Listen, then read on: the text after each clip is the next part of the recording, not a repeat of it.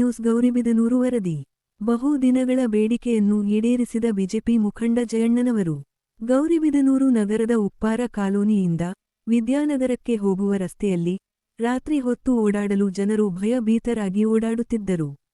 ಇದನ್ನು ಮನಗಂಡ ಬಿಜೆಪಿ ಮುಖಂಡರಾದ ಮೃತ್ಯುಂಜಯರವರು, ಗೌರಿಬಿದನೂರು ನಗರದ ಇಸ್ತೂರಿ ರಮೇಶ್ ರವರ ಧನಸಹಾಯದಿಂದ ಈ ರಸ್ತೆಗೆ ಬೀದಿ ದೀಪಗಳನ್ನು ಅಳವಡಿಸಿ ಸಾರ್ವಜನಿಕರ ಹಿತ ಕಾಪಾಡುವಲ್ಲಿ ಯಶಸ್ವಿಯಾಗಿದ್ದಾರೆ.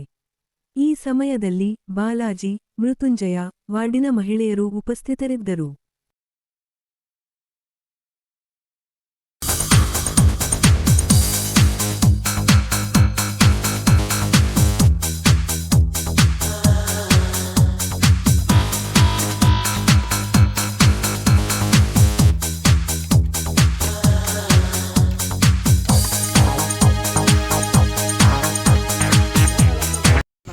ಹೋಗ್ತಾ ಇರ್ತಾರೆ, ಆದರೂ ಯಾರೂ ಗಮನಕ್ಕೆ ತಗೊಂಡಿಲ್ಲ.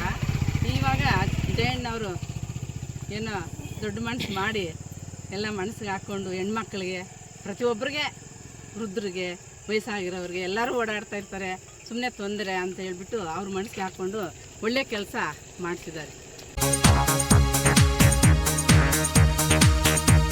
ಏನಾದರೂ ಯಾರಿಗಾದರೂ ಅನ್ಯಾಯ ಆಗ್ತಾ ಇದೆ ಅಂದರೆ ನೇರವಾಗಿ ಒಂದು 100 ಜನ ವಿರೋಧ ಆದರೂ ಪರವಾಗಿಲ್ಲ, ಒಬ್ಬರಿಗೆ ನ್ಯಾಯ ಸಿಗಬೇಕು ಅನ್ನೋದರಲ್ಲಿ ಜಯಣ್ಣ ಅಂತ ಒಂದು ಸ್ನೇಹಿತ ಸಿಗಿರೋದು ನನಗೆ ತುಂಬ ಸಂತೋಷ. ಜಯಣ್ಣಂಗೆ ಒಳ್ಳೆಯದಾಗಲಿ, ಮುಂದಿನ ದಿನಗಳಲ್ಲಿ ಇನ್ನೂ ಉನ್ನತ ಪದವಿಗೆ ನಮ್ಮ ಜಯಣ್ಣ ಏರಲಿ ಅಂತೇಳಿ ನನ್ನ ಅಭಿಪ್ರಾಯ. ಇದನ್ನು ನಾನು ಭಾಳ ವರ್ಷಗಳಿಂದ ಈ ಕಡೆಯಿಂದ ಓಡಾಡಿದ್ದೀನಿ. ಕಾರ್ಗತ್ತಲು ಭಾಳಷ್ಟು ಜನ ಹೆಣ್ಮಕ್ಳು, ಮಹಿಳೆಯರು ಸೈಕಲಲ್ಲಿ ಹೋಗ್ತಾಯಿದ್ರು. ಆಮೇಲೆ ಆ ಕಡೆ ಈ ಕಡೆ ಮನೆಗಳಿಲ್ಲ, ಬರೀ ಖಾಲಿ ನಿವೇಶನಗಳು, ಖಾಲಿ ಜಾಗ ಇದೆ. ಹೆಂಗಪ್ಪ ಇಲ್ಲಿ ಓಡಾಡ್ತಾರೆ ಅಂತ ನನಗೂ ಜಯಣ್ಣ ಹೇಳಿರಲಿಲ್ಲ.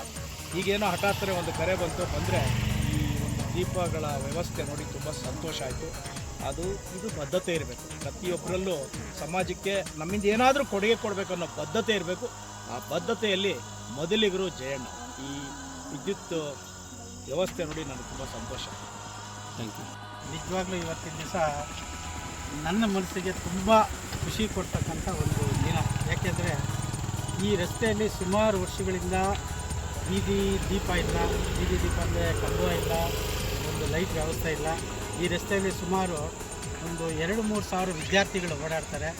ಆಮೇಲೆ ಒಂದು 2,000 ಜನ ಅಷ್ಟು ಫ್ಯಾಕ್ಟ್ರಿಗೆ ಹೋಗೋರಿದ್ದಾರೆ. 2-3 ವಿದ್ಯಾಸಂಸ್ಥೆಗಳಿದ್ದಾವೆ. ಎಲ್ಲರೂ ಇದೇ ರಸ್ತೆಯಲ್ಲೇ ಓಡಾಡೋದು. ಇದಕ್ಕೆ ಒಂದು ಬೆಳಕನ್ನೋದೇ ಕಂಡಿರಲಿಲ್ಲ. ಸುಮಾರು ದಿನದಿಂದ ಪ್ರಯತ್ನ ಪಟ್ವಿ.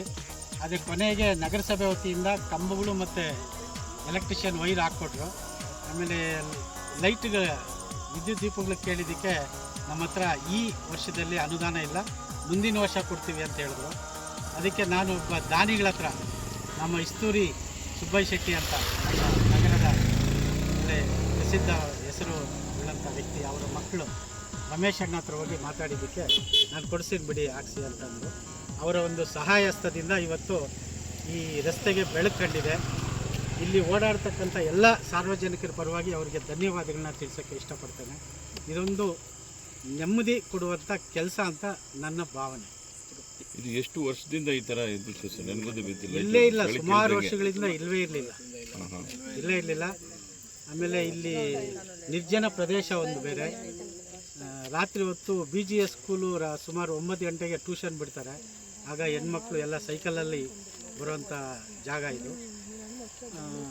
ಅವ್ರಿಗೆಲ್ಲ ಅನುಕೂಲ ಆಗುತ್ತೆ.